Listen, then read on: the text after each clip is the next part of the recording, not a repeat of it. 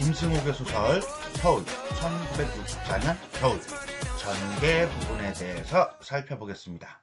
전개 부분은요, 포장마차에서 나와 안이 무의미한 대화를 끝내고 나가려고 하는데 사내가 동행을 부탁하죠. 같이 가기를. 그래서 이것을 수락하는 나와 안의 모습을 다루고 있습니다. 이 작품은 1965년, 1년 전 사건을 다루고 있나요? 사상계에 발표되었으며 사상계라는 잡지 이름이에요, 이거는. 자, 1960년대 서울을 배경으로 하여 세 남자가 우연히 요거 체크 들어가겠다. 그죠? 하룻밤을 만나는 과정을 통해 인간적 소통이나 연대감을 상실한 현대인의 모습, 잠깐 뭐라고? 인간적 소통이나 연대감을 상실한 현대인의 모습, 요게 이제는 중심 내용이 되겠네요. 을 그린 소설이다.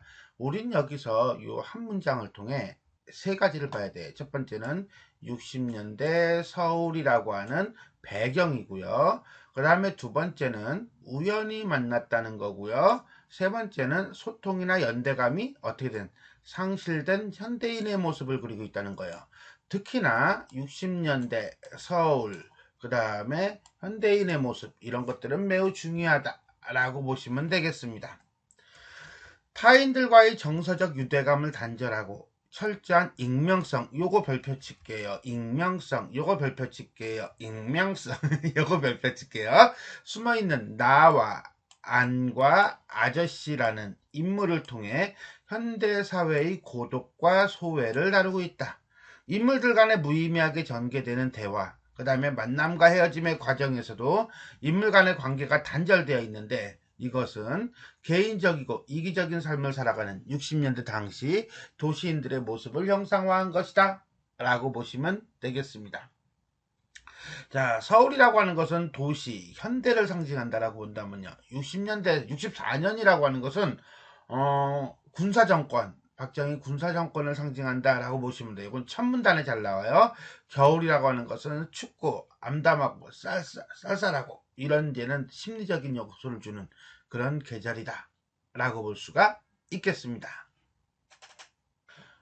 우리는 각자 더치페이인가 계산하기 위해 호주머니에 손을 넣었다. 그때 한 사내가 우리에게 말을 걸어왔다. 이렇게 어떤 장면에서 등장인물이 나타난다든가 새로운, 아니면 있던 등장인물이 사라진다든가 라고 하면요, 그건 바로 어떤 사건이 발생하는 것을 암시하는 겁니다. 소설의 규칙이에요, 일종의. 근데 웃긴 건 뭐냐면 사내라는 호칭을 썼거든요. 그거는 마치 앞에서 나와 안, 김영, 안 이렇게 얘기하는 것처럼 똑같이 익명성을 부여하고 있다 라고 보면 되겠고요. 이런 인물에게서 익명성을 부여한다는 것은 일종의 보편성이다 라고 보면 돼요. 그러니까 특정 인물이 가지고 있는 성격이 아니라 대부분의 사람들이 가지고 있는 성격, 이렇게 의도를 하고 있다 라고 보시면 됩니다. 우리 곁에서 술잔을 받아놓고 연탄불에 손을 쬐던 사내였는데 술을 마시기 위해 거기에 들어온 것이 아니라 불을 쬐고 싶어서 잠깐 들렀다는 꼴 모양, 모습이겠죠? 약간 낮춰보고 있네요. 하고 있었다. 제법 깨끗한 코트를 입고 있었고 머리엔 기름도 얌전하게 발라서 카바이드 등에 불꽃이 너플될 때마다 머리 위의 하이라이트가 이리저리 움직이고 있었다. 뭐 요건 간단하네요. 그죠? 뭐예요? 외양묘사죠. 그러나 어디선지는 분명하진 않지만 뭐라고? 가난뱅이 냄새가 나는 36살짜리 사내였다. 첫인상 자체가 뭐야? 쟤 없구나 이거죠?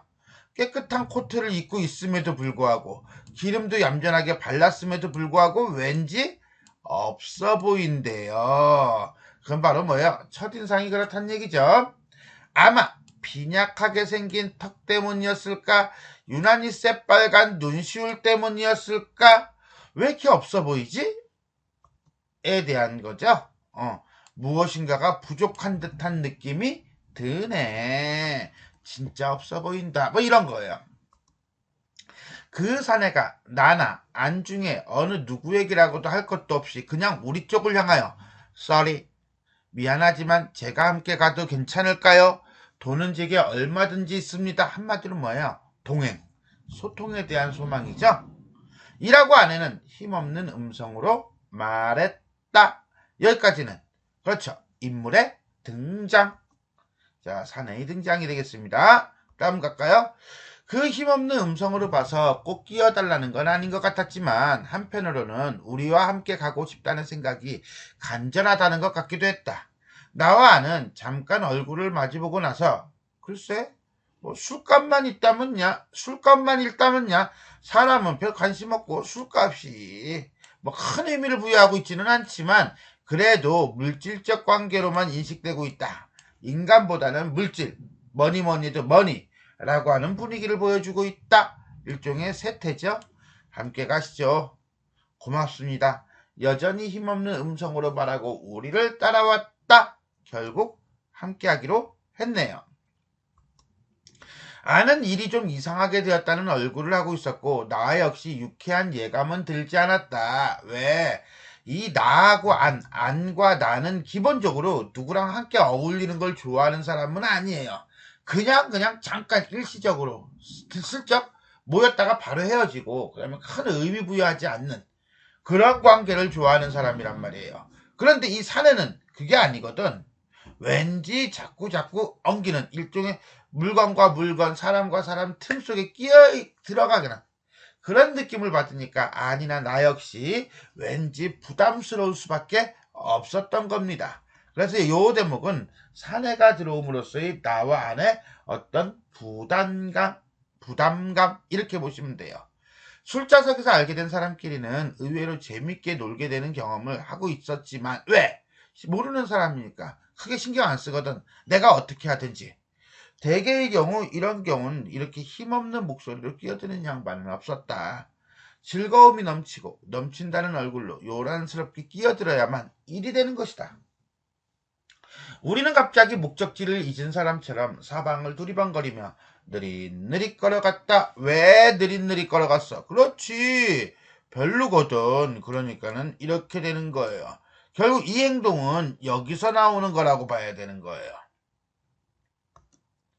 전봇대에 붙은 약 광고판 속에서는 이쁜 여자가 춥지만 할 수 있느냐는 듯 쓸쓸한 미소를 띠고 있고 우리를 내려다보고 있었고 어떤 빌딩의 옥상에서는 소주 광고에 내온 사인이 열심히 명멸하고 있었고 소주 광고 곁에서는 약 광고에 내온 사인이 하마터면 잊어버릴 뻔했다는 듯이 황급히 꺼졌다가 다시 켜져서 오랫동안 빛나고 있었고 이제는 완전히 얼어붙은 길 위에는 거지가 돌덩이처럼 여기저기 엎드려 있었고 그 돌덩이 앞을 사람들은 힘껏 웅크리고 빠르게 지나가고 있었다. 종이 한 장이 바람에 휘날려 거리 저쪽에서 이쪽으로 날아오고 있었다. 그 종이 조각은 내 발밑에 떨어졌다. 나는 이 종이 조각을 집어들었는데 그것은 어느 비어올이니까 요즘으로 호프집이 되겠네요. 그죠? 광고지였던 것이었다. 배경묘사인가요? 근데 배경묘사는 배경묘사인데 뭔가가 좀 있어 보이는 배경묘사죠. 그래요. 있어 보이는 게 맞아요. 자, 이렇게 돼 있어요. 즉, 약 광고판, 소주 광고, 약 광고에 네온 사인, 그 다음에 광고지, 이런 것들은 전부 다 뭡니까? 그렇죠. 이렇게 할게요. 이런 것들은 전부 다 뭐예요? 그렇죠. 광고죠? 광고니까 이건 뭡니까? 그렇죠. 상업성이라고 하는 거예요. 반면에 쓸쓸한 미소라고 하는 것은 진짜 쓸쓸한 미소야. 내가 그렇게 느끼는 거야. 내가 그렇게 느끼는 거죠. 내가 그렇게 느끼는 거니까 이거는 어떤 인물, 나의 어떤 정서가 드러난다라고 보면 되는 거예요. 반면에 거지가 돌덩이처럼 여기저기 엎드려 있었고 그 돌덩이 앞을 사람들이 힘껏 웅크리고 빠르게 지나간다는 것은 결국 뭡니까? 거지도 사람이죠. 근데 사람을 뭐하고 있어요? 그렇죠. 사물화시키고 있다는 거예요. 결국 이거 그 다음에 사람들이 지나가고 있다는 것은 타인에 대한 어떤 무관심을 보여주는 거죠. 결국 근대화된 서울의 겨울 밤거리의 황량한 풍경 묘사를 통해 어떤 인물들의 상황을 압축적으로 묘사하고 있다. 압축적으로 광고판을 통해서 상업성을 드러내고 있다. 거지가 돌덩어리처럼 타인에 대한 무관심을 드러내고 있다. 그 다음에 쓸쓸한 미소, 그렇죠. 인물의 쓸쓸한 정서를 드러내고 있다. 요 파트는요, 아주 중요한 파트예요. 어떤 서술상의 특징을 드러내는 데 있어 매우 중요한 파트이기 때문에 A 해놓고서는 이렇게 꺽쇠 표시 이렇게 해놓고 시험 문제로 자주 나옵니다. 자, 겨울밤 서울 밤거리의 풍경에 대해서 이야기하고 있네요 라고 보면 되겠습니다. 지금 몇 시쯤 되었습니까? 힘없는 아저씨가 아내에게 물었다. 9시 10분 전입니다. 그러니까 8시 50분. 저녁들 하셨습니까? 아직 저녁을 안 했는데 제가 살 테니까 같이 가시겠어요? 이거는 뭐예요? 한마디로 같이 있고 싶다는 거죠. 함께 있고 싶다는 거죠. 소통에 대한 소망이죠. 힘없는 아저씨가 이번엔 나와 안을 번갈아 보며 말했다. 먹었습니다. 혼자 사시죠? 와, 깔끔하네요. 그죠? 먹었습니다. 깔끔해요. 혼자 사시죠? 역시 부담스러워요. 그만두겠습니다. 먹는 게 중요한 게 아닌 거야. 의도는 먹는 게 아니라 함께 있고 싶었다는 거죠. 관계 형성이었던 거예요. 하세요. 따라가 드릴 테니까요. 감사합니다. 이제는 어디로 갑니까? 중국 요리집. 공간의 이동. 방으로 들어가서 앉았을 때 아저씨는 또 한번 간곡하게 우리가 뭘 좀 들 것을 권했다. 우리는 또 한번 사양했다. 비싼 거 시켜도 되겠습니까? 사양 마시고요. 오늘 돈을 다 써버리기로 결심했으니까요. 일종의 뭡니까? 복선이죠. 어떤 의도가 있다는 거예요. 자, 나는 그 사나이에게 어떤 꿍꿍이 속이 있는 것 같은 느낌이 들어서 좀 불안했지만 통닭과 술을 시켜달라고 했다. 가만. 중국 요리집이라고 안 했나? 중국 요리집에 통닭이 나오나? 술이야 뭐 빼갈? 맥주 뭐 요새 뭐 이런 거 팔긴 하니까 아무거나. 옛날엔 그랬나봐요. 60년대에는. 그는 자기가 주문한 거 외에 내가 말한 것도 사환에게 청했다. 아는 어처구니 없는 얼굴로 나를 보았다. 그때 옆방에서 들려오고 있는 여자의 불그레한 신음소리를 듣고만 있었다. 이 형도 좀 뭘 드시죠? 아저씨가 아내에게 말했다. 아니 전 하고 펄쩍 사양했다. 이 형도 좀 뭘 좀 드시죠? 라고 하는 건 뭐예요? 역시 소통하고 싶은 거죠. 근데 펄쩍 뛰면 사양을 해요. 그건 말하면 의도적으로 외면하는 거다. 우리는 조용히 옆방에 다급해져가는 신음소리에 귀를 기울이고 전차는 끽끽거리는 소리와 홍순한 강물 소리 같은 자동차들의 달리는 소리도 들리고 있었고 이따금은 초인종 울리는 소리, 이것만 주문하는 소리겠죠? 우리 방은 어색한 침묵에 쌓여 있었다. 왜? 참 뭐라고 말을 해야 되는지, 뭘 말해야 되는지 이게 되게 낯설거든. 해본 적이 별로 없거든. 그러니까 되게 어색한 거예요. 자, 결국은 여기까지는 저녁 식사를 위해서 중국 요리집에 들어간 세 사람인데 중국 요리가 이 먹는 식사가 목적은 사실은 아니었어요. 이게 목적이네요. 말씀드리고 싶은 게 있는데요. 이게 목적이네요. 그죠? 들어주었으면 고맙겠습니다. 이게 목적이네요. 뭔가 하고 싶은 말이 꿍꿍이 속에 있었던 거야. 그렇죠? 소통, 관계 형성, 소망이에요. 근데 상당히 반전입니다. 오늘 낮에 제 아내가 죽었습니다. 띵용. 모모병원에 입원하고 있었는데 이제 그는 슬프지도 않다는 듯한 얼굴로 우리를 빤히 쳐다보며 말하고 있었다. 네, 그거 안 되셨군요. 네, 그거 안 되셨군요. 이거 뭐예요? 영혼이 없죠? 영혼이 없는 대답이에요. 그렇죠. 진정성이 없어요. 타인의 아픔에 공감하지 못하는 일종의 개인주의예요. 뭐 소시오패스라고 해도 상관없을 것 같아요. 나와 안과 나는 각각 조의를 표했다. 아내와 나는 참 재미있게 살았습니다. 아내가 어린애를 낳지 못하기 때문에 시간은 몽땅 우리 두 사람의 것이었습니다. 돈은 넉넉하지 못했습니다만 그래도 돈이 생기면 우리는 어디든지 같이 다니면서 재미있게 지냈습니다. 딸기철에는 수원에도 가고 포도철에는 안양에도 가고 여름이면 대천에도 가고 가을엔 경주에도 가보고 밤에는 함께 영화 구경, 쇼 구경하며 열심히 극장에 쫓아다니기도 했습니다. 해피했네. 무슨 병이었던가요? 급성 뇌막염이라고 했습니다. 아내는 옛날에 급성 맹장염 수술도 받은 적이 있고 급성 폐렴을 앓은 적도 있습니다만 모두 괜찮았는데 결국 이번 급성에는 죽고 말았습니다. 급성인데 죽고 말았습니다. 사내는 고개를 떨구고 한참 동안 무언지 입에 우물우물거리고 있었다라고 하는 것은 괴롭다는 거겠죠. 아니 손가락으로 내 무릎을 쿡 찌르며 우리는 꺼지는 게 어떻겠느냐고 눈짓을 보냈다. 나 역시 동감이었지만 그때 사내가 고개를 들고 말을 계속했기 때문에 우리는 눌러앉아 있을 수밖에 없었던 것이었다. 야, 사랑하는 아내, 식구가 죽었어. 근데 우리는 꺼지겠다, 꺼지는 게 어떠냐고 그래요. 그렇게 나 역시 뭐였어요? 동감이었어요. 역시 다른 사람의 아픔에 대해서 크게 신경을 쓰지 않는, 일종의 아픔을 나누려고 하지 않는 무관심한 의사소통을 거부하는 현대인의 냉정한 모습을 보여주고 있다라고 볼 수 있어요. 그러면 나나 아니나 긍정적인 인물이라고 보기는 솔직히 어려워요.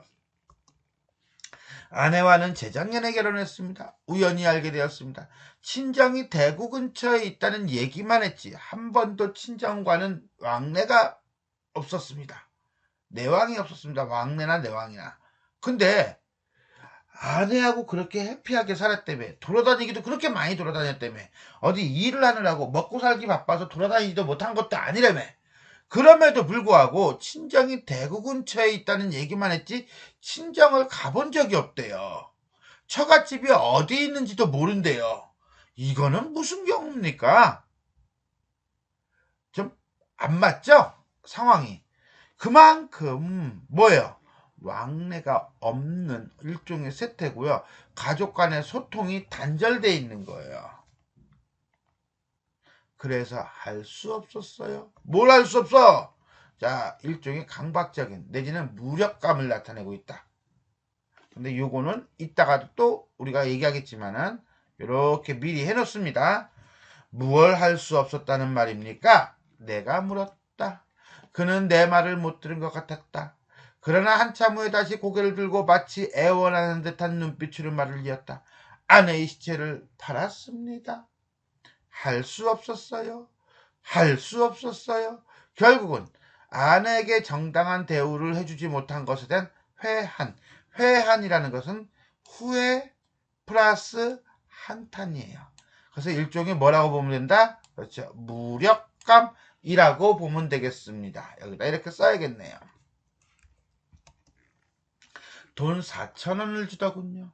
난 두 분을 만나기 얼마 전까지만 해도 모모병원 울타리 곁에 서 있었습니다. 아내가 누워있을 시체실이 있는 건물을 알아보려고 했지만 뭐 했어? 알 수가 없었습니다. 왜 알 수가 없어? 그렇지, 울타리 때문에 알 수가 없는 거야. 들어갈 수가 없거든. 결국은 이 울타리는 어떤 인간관계의 단절을 나타내고 있다. 아내는 어떻게 될까요? 학생들이 해부 실습을 하느라고 톱으로 머리를 가르고 칼로 배를 찌르고 한다는데 정말 그러겠지요? 아내의 죽음에 대해서 이야기하면서 자신의 속마음을 드러내고 있는 거죠. 그러니까 사내는 결국 뭐예요? 자신의 속마음을 다른 사람에게 드러내고 싶은 거지요. 반면에 나와 아는 그것을 듣기가 매우 거북스럽죠. 그러니까 어떻게 합니까? 꺼지는 게 어떻겠느냐고 하고 자기 자신도 나도 동감이라고 얘기하는 거예요. 우리는 입을 다물고 있을 수밖에 없었다. 사환이 닭광과 닭광, 단무지, 파가 담긴 접시를 갖다 놓고 나갔다. 기분 나쁜 얘기를 해서 미안합니다. 그렇지만 누구에게라도, 그렇죠, 여기 나와야죠. 누구에게라도 이야기하지 않고는 견딜 수가 없었어요. 한마디로 자신의 괴로움을 공감해 주기를 바라는 거죠. 오늘 저녁에 이 돈을 어떻게 하면 좋을까요? 저는 다 써버리고 싶은데요. 왜? 죄책감? 당연히 써야지. 쓰십시오. 이 돈이 다 없어질 때까지 함께 있어 주시겠어요? 함께 있어 주십시오. 멋있게 한번 써봅시다. 결국은 뭐예요? 죄책감을 떨치라는 거죠. 우리와 만난 후 처음으로 웃으면서 그러나 여전히 힘없는 음성으로 말했다. 돈을 다 쓰기로 한 세 사람. 중국집에서 거리로 나왔을 때 우리는 취해 있었고 거리로 나오는 거니까 공간의 이동. 돈은 1,000원이 없어졌고 아내는 한쪽 눈은 울고 왜 울어? 죄책감. 한쪽 눈은 웃고 있었다. 왜 웃어? 함께할 사람이 있으니까. 어쨌거나 떨치려는 마음 사이. 내적 갈등이라고 봐야 돼요. 나는 도망갈 궁리를 하기에도 지쳐버렸다고 내게 말하고 있었고 나는 악센트 찍는 문제는 모두 틀려버렸단 말이야. 악센트 말이야. 라고 중얼거리고 있었다는 것은 결국 뭡니까? 사내는 함께 있을 사람이 있어서 좋아서 그래도 나름대로 웃고 있고, 아는 도망갈 생각을 하고 있고, 나는 짜증을 내고 있고, 한마디로 한 공간에 있기는 하지만 어때요? 멀죠. 함께하고 있지만 뭐예요? 서로 다른 생각을 하고 있어요. 결국 뭡니까? 어떤 파편화된 각기각기 찢어진 개인으로서의 모습을 보여주고 있다라고 보면 돼요. 근데 여기서 우리가 잠깐 하나 더 챙길 게 있어요. 바로 뭐냐면 처음에 어디죠? 선술집이에요. 선술집은 어떻습니까? 좁은 공간이죠. 좁은 공간이에요. 서서 술을 마시는 공간이니까요. 거기서 무의미한 대화이기는 하지만 무의미한 대화라는 걸 나누고 있죠. 그죠? 거기다 여기서 나오려고 하는데 사내가 끼어 들어가요. 그래서 중국 요리집으로 갑니다. 중국 요리집은 어떻습니까? 그렇죠. 조금 넓어지죠. 조금 넓은 공간이에요. 조금 넓은 공간인데 이 조금 넓은 공간에서 어때요? 한 사람은 함께 하자고 하고요. 두 사람은 나갈 궁리만 하죠. 그러다가 이제 거리로 나오죠. 거리는 어때요? 더 넓은 공간이죠. 더 넓은 공간인데 여기서는 서로 다른 생각을 하죠. 분명히 공간의 이동이기는 한데 이 공간의 표면적이 개체와 개체의 심리적 거리가 점점 멀어지고 있음을 보여주고 있다 라고 보시면 되겠어요? 그렇게 보시면 돼요. 오케이? 거리는 영화에서 본 식민지 거리처럼 잠깐 뭐라고? 자, 서울 1964년 겨울의 거리는 마치 뭐예요? 식민지 거리처럼 춥고 한산하대요. 긍정적 인식, 부정적 인식, 부정적 인식, 작가의 인식이 단적으로 드러나고 있다라고 보면 돼요. 여전히 소주 광고를 찍고 있고 약 광고가 찍고 있고 아가씨는 그저 그래요 라고 웃고 있었다. 왜 식민지 거리냐고요? 그건 바로 여기 때문이에요. 한마디로 퇴폐적인 분위기다라고 하는 거예요. 이제 어디로 갈까? 어디로 갈까? 어디로 갈 거나 아무데도 갈 데가 없었다. 목표가 없는 현대인. 방금 우리가 나온 중국집 곁에 양품점에 쇼윈도가 있었다. 사내가 그쪽을 가리키며 우리를 끌어당겼다. 양품점, 양복가게예요. 안으로 들어갔다. 넥타이를 골라가죠. 내 아내가 사주는 거야. 진짜 내 아내가 사주는 거야? 아니죠. 아내의 시체를 판 돈으로 사서 주는 거야. 즉 뭐예요? 아내의 시체를 판 것에 대한 죄책감이라고 봐야죠. 우리는 알록달록한 넥타이를 하나씩 들었고 돈이 600원이 없어져 버렸다. 우리는 양품점에서 나왔다. 어디로 갈까? 갈 때는 계속해서 없었다. 방향상실. 양품점 앞에는 귤장수가 있었다. 귤장수? 아내는 귤을 좋아했어. 결국 여기서 말한 이 귤장수는 아내를 떠올리게 하는 매개죠. 귤 버려놓은 수레 앞으로 돌진했다. 300원어치 샀다. 우리는 이빨로 귤 껍질을 벗으면서 그 부근을 서성거렸다. 한마디로 중국집 근처에서 중국 요리집 근처에서 벗어나지를 못하고 있는 거예요. 갈 데가 없으니까. 택시! 사내가 고함쳤다. 차에 오르자마자 모모 병원으로! 이건 뭐예요? 아내에 대한 그리움과 죄책감이죠. 안 돼요. 소용없어요. 안 될까? 그럼 어디로? 대답하지 않았다. 갈 데가 없다. 어디로 갈 겁니까? 택시 운전수가 말했다. 갈 데가 없으면 빨리 내리셔. 우리는 차에서 내렸다. 결국 우리는 중국집에서 20발자국도 더 벗어나지 못하고 있었다. 한마디로 갈 데가 없는 목적지를 상실한 현대인의 모습을 얘기해주고 있다라고 보면 되겠네요. 자, 여기까지가 전개예요. 이 전개는 사내가 동행을 부탁하자 이를 수락한 나와 아니 중국집에서 요리를 먹고 그 다음에 나와가지고 갈 데를 몰라서 해부적 거리고 있는 장면이 되겠습니다. 자, 지금까지 우리는 김승옥의 소설 서울 1964년 겨울 전개 부분. 자, 사내가 동행을 부탁하자 이를 수락한 나와 아니 중국 요리집에서 요리를 먹고 나와 헤매는 장면에 대해서 살펴보았습니다. 지금까지 내용이 도움이 되셨다면 자, 좋아요, 그 다음에 구독 버튼, 알람 설정 부탁드리겠습니다. 수고하셨습니다.